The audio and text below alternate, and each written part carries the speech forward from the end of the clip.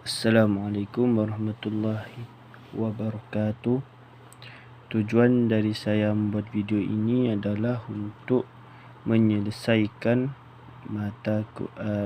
tugasan mata kuliah hubungan antaragama yang dibimbing oleh Pak Wijaya.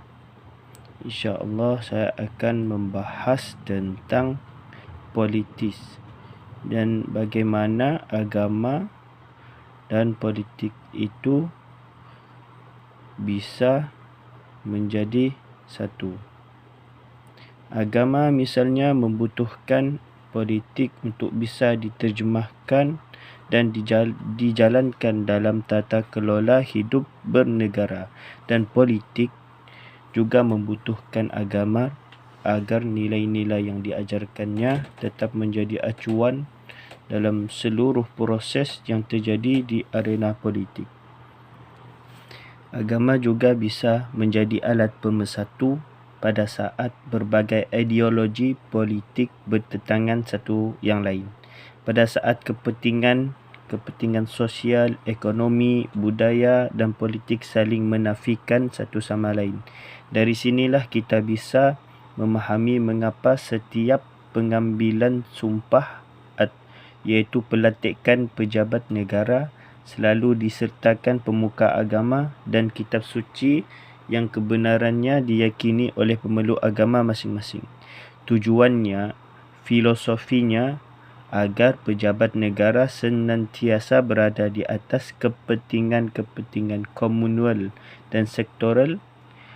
Pada saat kepentingan itu menjadi penghambat tugas-tugasnya sebagai pejabat negara, ia harus berpaling pada ajaran dan nilai-nilai agama sebagai obat penawarnya.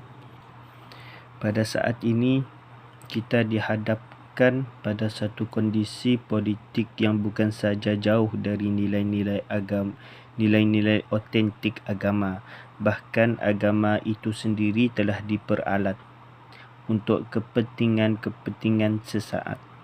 Agama jelas sekali melarang tindakan korupsi, tapi tak sedikit di antara koruptor yang sudah menjadi pasien Komisi Pemberantasan Korupsi (KPK) saat ini berasal dari para aktivis lembaga agama atau para politisi dari partai-partai yang berasaskan agama.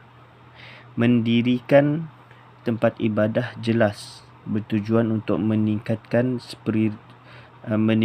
spiritualitas, tapi ada sejumlah fakta menunjukkan sebaliknya, malah menumbuhkan konflik yang jauh dari semangat beragamaan.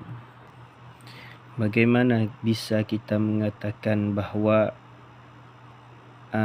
agama itu tidak boleh masuk di dalam politik?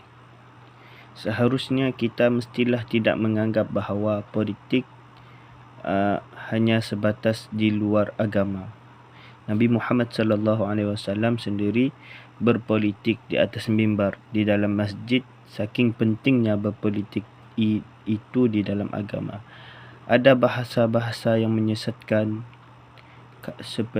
Contoh kaum sekular, mereka menyebut jangan membawa urusan politik di dalam Islam. Mereka dikatakan adalah kaum almaniyun, mulhidun. Hanya orang sekular, ateis, liberal yang menganggap politik tidak boleh dihubungkan dengan agama.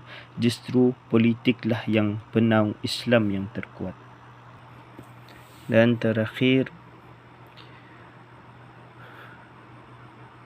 agama dan politik keduanya berhubung kait dan tidak bisa dipisahkan.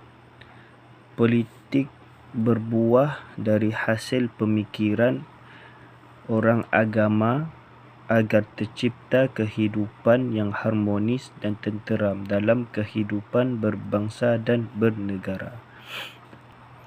Dan mungkin itu saja yang dapat saya bahaskan.